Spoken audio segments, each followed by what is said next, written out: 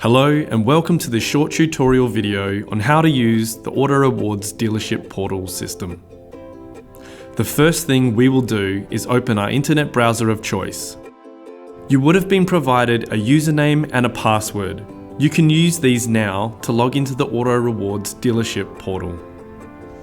Once you have logged in, you will see the dashboard. On the left-hand side of the page, you will find various tabs for navigating the site. Next, click the button that says Add e-gift Referral. Proceed to enter in the new customer details in the appropriate fields. You can either add a new salesperson or search for an existing salesperson within the Auto Rewards database. Once all fields have been filled, click Next. Now you will be asked if the customer has been referred. Select No if they have not and click Next.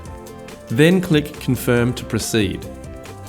Otherwise, if the customer was referred, select Yes and then click Next. If you selected Yes, you will be asked to enter the referrer details in the appropriate fields. Instead of manually filling in the information, you can instead use the search function to search for an existing customer if you prefer. You can search by name, registration, or by a referrer code. Once all the fields have been filled, click Next.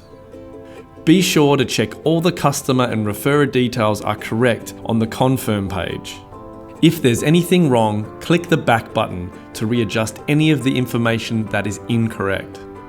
Be sure to check all the customer and referrer details are correct on the Confirm page. Once you are ready to submit, click Confirm. Also, it's good to note that on these screens, if you see the back button, you can keep clicking back as many times as you see the back button to make corrections, and then proceed forward again. You will now land on the Customers List page. Your new customer should be at the top of your list. Please click on the New Customers QR bookmark icon.